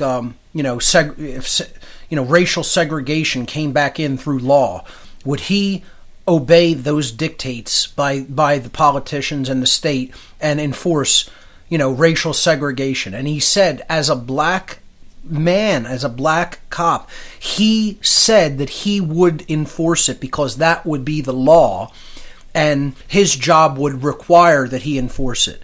Now, that's evil incarnate. Evil incarnate. With no apology. That person is evil. Period. Anybody that doesn't understand that that's what evil is, you don't know what evil is. You have no clue what evil is. And that's exactly what it is right there. That's the embodiment of evil. Is doing what you know to be wrong and taking those actions anyway, even though you know them to be completely wrong. You're basically spitting in the truth's face. That's it. And he's saying that if you would want to take that up with somebody, take it up with the politicians who passed the law, not with me. Wrong, pal. We're taking it up with you because you're the one who's putting that harm into manifestation by following that order, not the person who scribbled down some nonsensical crap on a piece of paper and called it a law. Derek, stay with us. I'll let you wrap up your thoughts on the other side of the break. Ladies and gentlemen, you're listening to What on Earth is Happening. We'll be right back with more of your calls.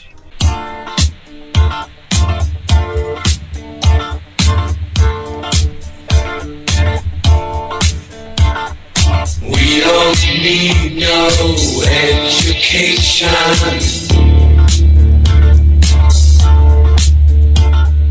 We don't need no thought control. No dark sarcasm in the classroom.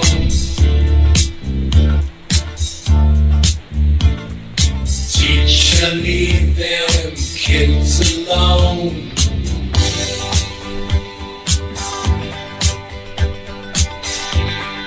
Hey!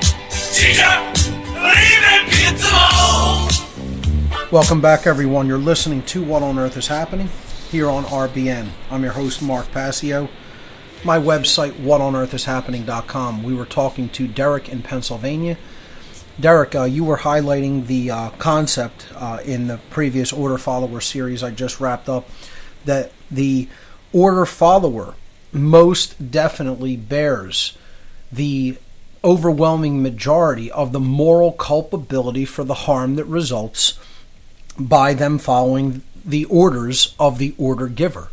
The order giver, of course, is morally culpable, but certainly not as much morally culpable as the person who carries out those immoral, harmful behaviors. I'll let you wrap up your thoughts. Yeah, like just piggybacking on that, it would never have been brought into existence if you just said no. There it is. But if I can just make one last segment and then get your insight on another thing. Let me just briefly comment on that before you go into your last statement. Yes. That's why I would say that all Order followers are cowards. All Order followers, deep down inside, are cowards. Because if an Order follower had any real courage, they would say, no, I will not follow any orders. The actions that I'm going to take are going to be of my own free will accord once I have decided whether that behavior is in compliance with rights under natural law first. Then I'll do the action, because I know it's right, not because someone told me to do it. And that is why I would say that blanket statement, ladies and gentlemen, get as offended about it as you like, because the ego hates blanket statements, and those who are completely trapped in ego can't hear a blanket statement and understand that it's true when a blanket statement is true, because the ego hates absolutes. 100% of order followers are cowards. Everyone that has ever existed in the history of the universe. Get as offended as you want to get by that. If you're an order follower, you're a coward. Period. Okay, go ahead, Derek, and bring up whatever else you want. The other thing that I was kind of taken back at was, kind of just prove the point of being on this journey is that the guys in the military or that are seeking to join the military, right? Chris Kyle said that he goes, anyone who joins or is in the military now, he goes, I guess this was one of his last things, he goes, you will be going to war. So it's like these guys want to have perpetual war on this earth instead of trying to heal the earth, which is just human sacrifice. It's for their agenda. It's a beautiful ritual of human sacrifice. Keep giving blood to their dark soul or deity that they worship and believe in. Keep culling the population. Keep our surplus resources down. Keep throwing that people's money and resources into a total black hole. It's a beautiful thing if you're a dark occultist. Keep the military-industrial complex, keep on going. But, Mark, real quick, and I know you'll get another call on it, just if you could share your insight. When something happens to, quote-unquote, a police officer or a lawman, they unleash, like you just say a crime happens against them, whether they were beat up, whatever, killed or in the line of duty and all that. Right. They unleash everyone in their resource to go find the perpetrator. That's right. When a civilian or a commoner has someone perpetrates their natural law rights, kills them, murders them, rapes them, it's like a good friend of mine was shot. They've never even bothered trying to catch the guy. Well, what is that all? I just clearly the police are God men, Derek. I mean, don't you know that? I mean, they have way more rights than you. They're more important than you. They're gods among normal mortals. So, but I'm saying, if they are under the controller's thumbs and they're viewed as kind of like, our dogs, so to speak, why do they do that? You know what I'm saying? Is it more to try to, is it a recruiting mechanism? Is it try to, people that are insecure to say, look, someone cares for you. We all care for you. Is it kind of along those lines? No, it's basically trying to get the population to accept that these people are literally godlike and they are just, the regular population are mere mortals. And they're infinitely more important than us. Their lives matter more than us, because they are the upholders of the agenda of the state, So therefore, of course, they're more valuable as beings, Their lives are much more valuable. And it's just to reinforce that in the idea of the absolute idiots that watch mainstream media and pay attention to all that pomp and circumstance nonsense that goes on when one of these people, one of these cowardly order-following Nazi trash, something happens to them karmically, and it's just like I have no sympathy for that ever. I'm absolutely zero sympathy for them because they're not real human beings.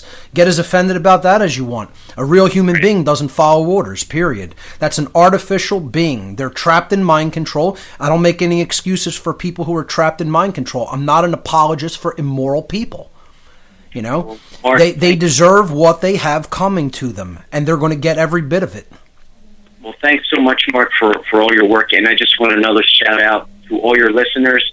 I'm learning just as much from you as them with their questions and the dialogue back and forth. So your callers, I mean, I know you said in the beginning you're kind of depressed, but tonight I'm kind of like energetic and like pumped up because I'm like, wow, a lot of people like are bringing more to the table. There's great dialogue back end, and I'm kind of happy tonight. So Without a doubt, the callers bring up great insights, and I have the best callers in all talk radio anywhere on the earth, as far as I'm concerned. You know, the callers never cease to amaze me. Derek, I wholeheartedly agree. I want to thank you for your call and the points that you brought up. Thanks. Peace to all. You got it.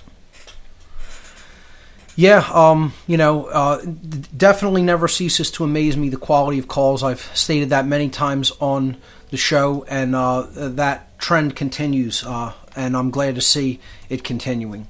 So, and I think it's because the people who are actively seeking the truth and listening to a lot of the things that I've put out here on this show and on my website, you know, they're thinkers. They are readers. They don't just absorb nonsense information in the mainstream media and don't question it and challenge it.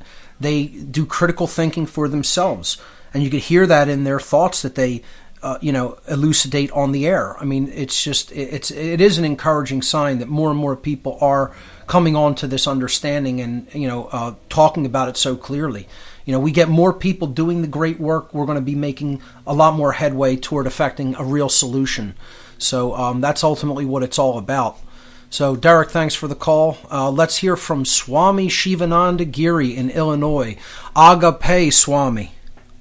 Agape, my very self, playing the role of Mark Passio so well. Thank you. Welcome, my friend. How are you doing?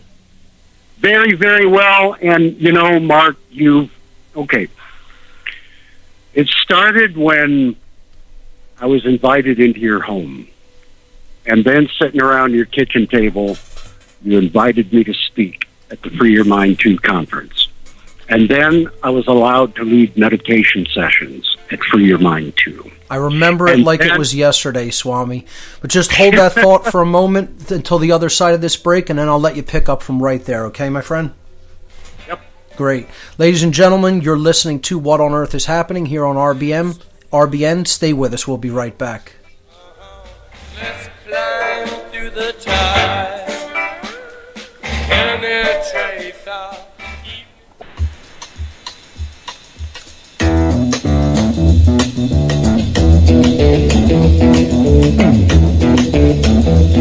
You know the day destroys the night, night divides the day. Try to run, try to hide, break on through to the other side, break on through to the other side, break on through to the other side, yeah. Welcome back, everyone. You're listening to What on Earth is Happening here on RBN.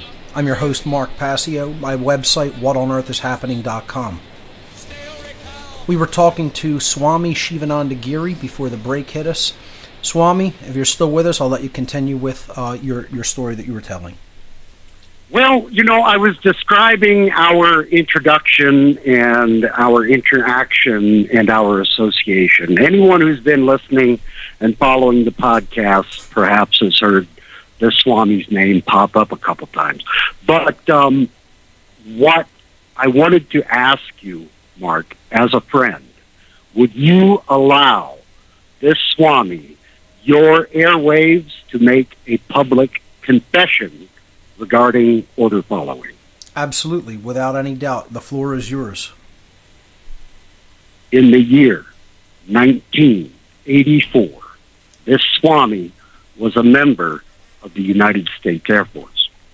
And in that year, this Swami was discharged for asking why too many times and received a general under honorable conditions discharge for a pattern of conduct prejudicial to good order and discipline. So I was kicked out of the order-following society. Because your tendency to ask why before performing an action was against their version of order and discipline. Yeah, see that? Yeah, amazing. It's called having a conscience. People with a deeply developed conscience don't do too well in those capacities, Swami. No, not at all. Now, I wanted to ask you if you would care to make any comment regarding the Kalika War Party. No, I'm not really very familiar, so go ahead and explain. Oh, okay. Well, it seems that John Lamb Lash... Oh, I am familiar. Yes, okay.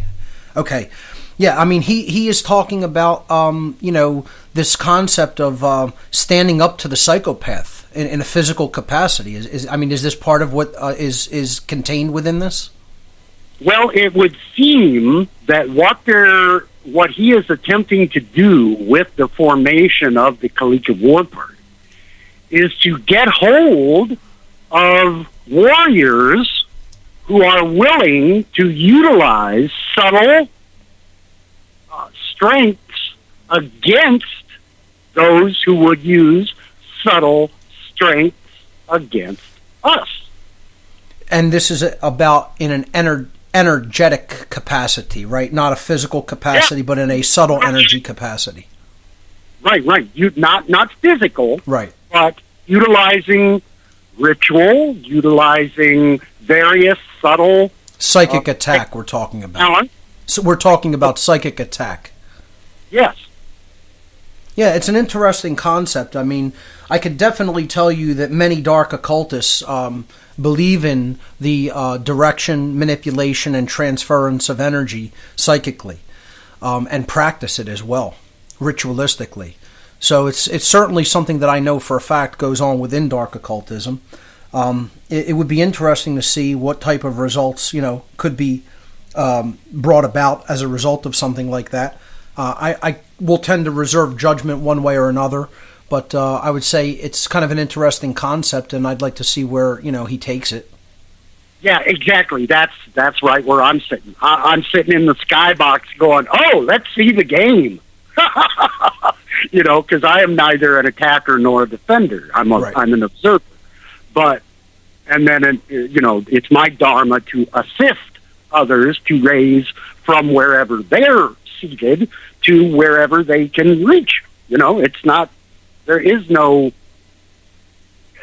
it's just about assisting. That's all you can really do. You do it in your way. This Swami does it in this way. Many others, so many in your chat room tonight are involved in things that are physical, things that are spiritual. Kevin, leading that young man to truth. How often is that great or what? I would love to be in the room watching young Max smile when he listens to the podcast. But that's what it's all about, is teaching the next generation so they don't follow, the mistakes that the previous generations have made. Right.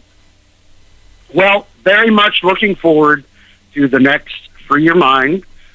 This Swami will be leading meditations once again this year, and if called upon to speak, will speak on the topic of freeing yourself from the mind. The next.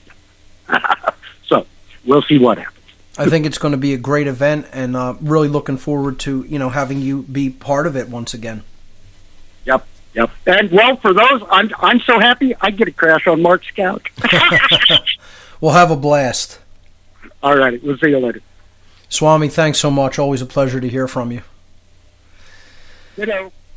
All right, let's hear from Brandon in California. Brandon, you're live on What on Earth is Happening. Welcome. Mark, it's a pleasure to speak with you. Thank you. I guess I've been listening since the beginning. I'm on October of 2014 at this point, and your podcast has really changed my life. I'd say for the better, but for some friends and family probably aren't too enthused. Yeah, I can understand that. It's tough dealing with people who are still in the matrix, so to speak. Oh, totally. And it's funny you're talking about the Maven sort of a deal in some families, and that's, my family totally has a Maven. It's a very matriarchal family, a lot of women in my family, and we were always very tight-knit growing up. And the Maven of my family is actually an ex-homicide detective. She was a cop for many years, and although she's very liberal in a lot of reviews, she is also almost blindly pro-authority and pro-cop, especially there was a lot of heated discussions at family gatherings over this last holidays about the whole Ferguson and all these things, because it just boggles my mind how liberal she could be. And she's a lesbian. She has she's married, so she enjoys, the benefits of a lot of liberal views and legislation that has been passed recently. But at the same time, she can't pry herself away from the mindset that the people in Ferguson that were doing this unrest were doing it because of reasons that weren't necessarily unjust. It's just it blows my mind how set in her ways she can be, despite being so forward thinking in other areas. Well, what you're understanding there in that dynamic is that this person has a religion, and they are vehemently attached to those religious beliefs. We have to start trying to explain that the belief in authority is religion. It is a religious belief system, and most people will not see it as such, and they will not say that person is a religious extremist. That's what they are. They're a religious extremist, and that's how it has to be explained to them as such, that you are a member of not only really a religion but a cult. It's a cult following. They are following a cult, and what I mean by that is they are giving over their belief to something in an unchallenged, unwavering way, and the thing that they're giving their belief over isn't true. It's an illusion that does not exist in nature or reality at all. And the belief in something that does not exist in nature or reality constitutes religious belief. And that's what they have. They have religion. And it really needs to be deeply explained to people more how the belief in authority constitutes a religion, because most people don't see it as such or understand it as that, even when it's explained to them. We need to get these people to understand that they have fallen for a false religion. Right. And, it's just, it really blows my mind. And I guess to add to that, I've been curious for a while what your views are on the organization of Alcoholics Anonymous. I guess that can be loosely tied into this topic, because there are a lot of Order-Follwers in there. I mean, there is a lot of agency in there as well. But at the same time, a lot of people follow it blindly to the letter as opposed to the spirit of the organization. And it's interesting, the founder, Bill Wilson, experimented with the entheogens and LSD specifically towards the end of his life and advocated for it. But if you were to tell a lot of members of AA that LSD could have positive effects, you'd be laughed at basically by the majority of people in most meetings. So I don't know. I guess I was curious what if you have any views on the Alcoholics Anonymous program. Absolutely, that's a great question, and I will answer on the other side of this break. Ladies and gentlemen, stay with us. You're listening to What on Earth is Happening. We'll be right back. And I'm bound to keep on riding.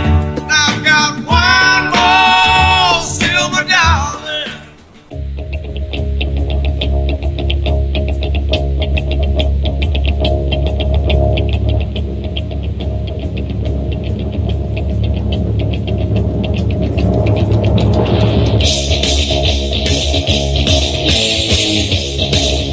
Welcome back, everyone. Final segment of this edition of What on Earth is Happening this evening. We're taking your calls.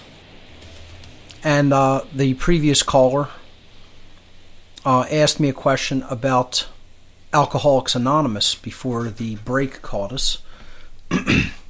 And my take on this, and in general, most quote-unquote 12-step organizations to deal with addiction, is while they may provide some decent methodologies for dealing with addictions and working in group therapy when it comes to addiction, I do agree with what the caller said, that many of them could be somewhat cult-like in their rigid belief system according to the letter of how they do things instead of the spirit of what the organization was originally intended to be.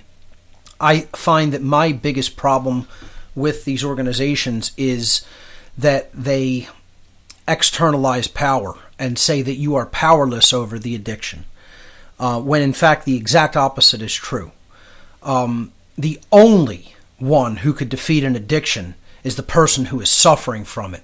through the use of their own personal willpower.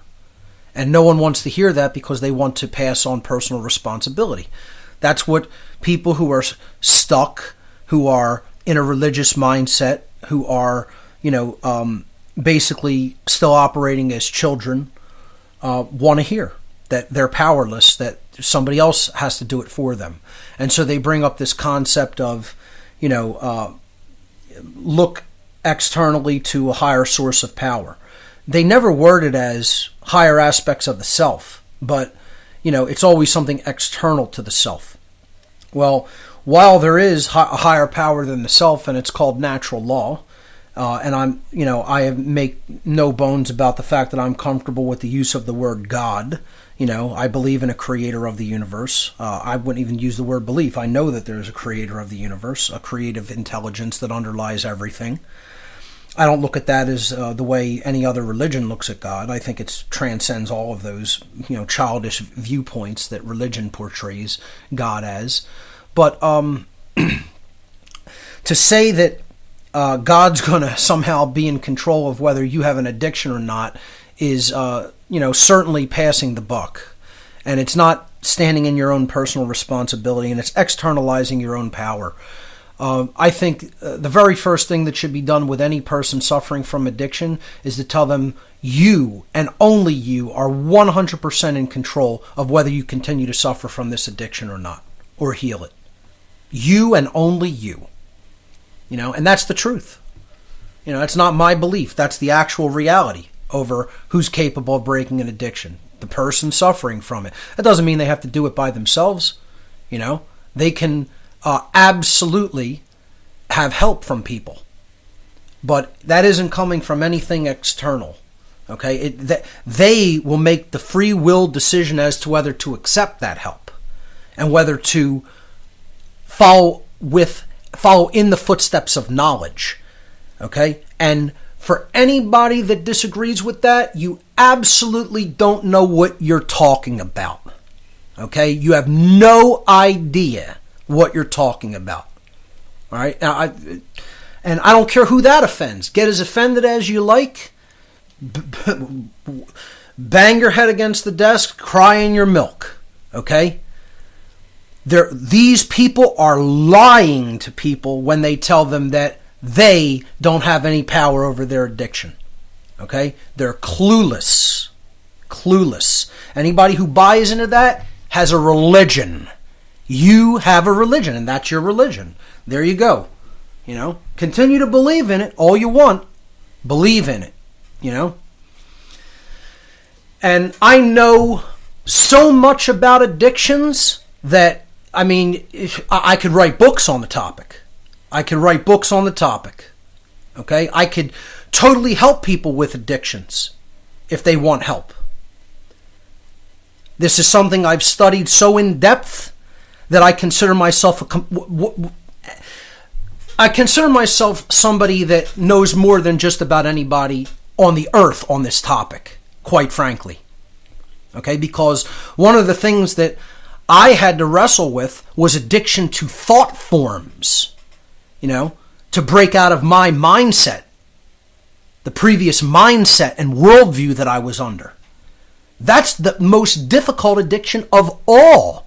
And you know what, folks? Nothing external to myself except my own willpower got that accomplished. It was called hard work. It was called the desire to know. It was called the desire to transcend my weakness, which most people don't have.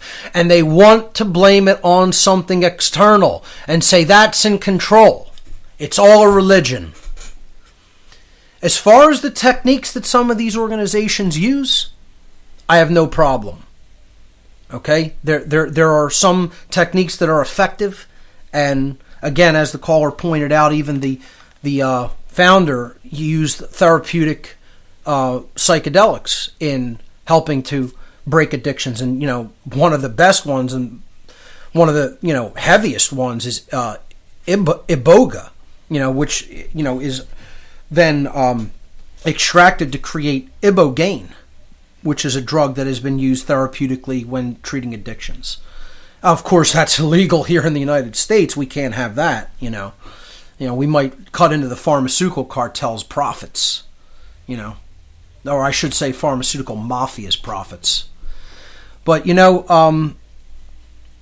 addiction is maybe a topic that I'll cover in the future as well. It seems like a good thing to talk about. I'm going to be tackling in the future the neo-feminist agenda. I'm going back into, deep philosophy when it comes to the right of all people to own firearms. Gun ownership rights will be discussed in the future. The concept of a solution that I want to talk about, Maven-Targeting. And maybe I'll break into this, more on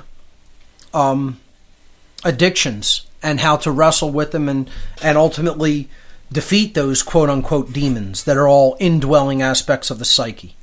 And the only way you could do that is through knowledge. Gnosis. Making a diagnosis of the underlying causal factors that lead somebody to want to hurt themselves like that. Because it's all about self-loathing, and that self-loathing invariably, if you do psychoanalysis on the underlying causal factors, just like Order-Follwers, and that's why they drink and drug so much too, trying to numb out the care and the remainder of conscience that is left within them so that they could just work robotically like the good order following house slave that they are. It ultimately stems from deep-seated abandonment issues. And you trace any of these people, I guarantee it, like I guarantee the sun is going to come up on the eastern horizon tomorrow morning, ladies and gentlemen. I guarantee you trace the causal factors of addictive tendencies and order followers back to their source, to their causal factors. You are going to find a lost little boy and a lost little girl whose mommy and daddy did not pay enough attention to them. Childhood abandonment issues.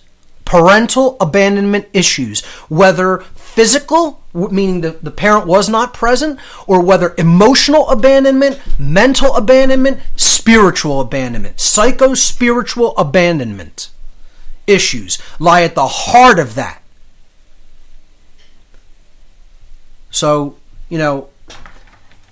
people who want to say that, these groups hold all the answers, they don't talk about a lot of this stuff. They don't get into those causal dynamics and causal factors in many instances. I'm really very glad that the caller asked me this question because it is actually something I do feel strongly about and should get into talking about more and more because the ultimate addiction that's going on in society is the addiction to completely erroneous belief systems. Religion, in other words. Religion is the causal factor of the entire problem, ladies and gentlemen, and I pretty much said it since day one. The great work is about breaking people and their mind out of religious belief systems that do not serve who we are. And I'll leave this episode right there. Thank you to all the callers who made a fantastic show. Remember, folks, there's only 2 mistakes you could ever make on the path to truth. Not starting and not going all the way. We'll see you right here next week. Thanks for listening. Good night.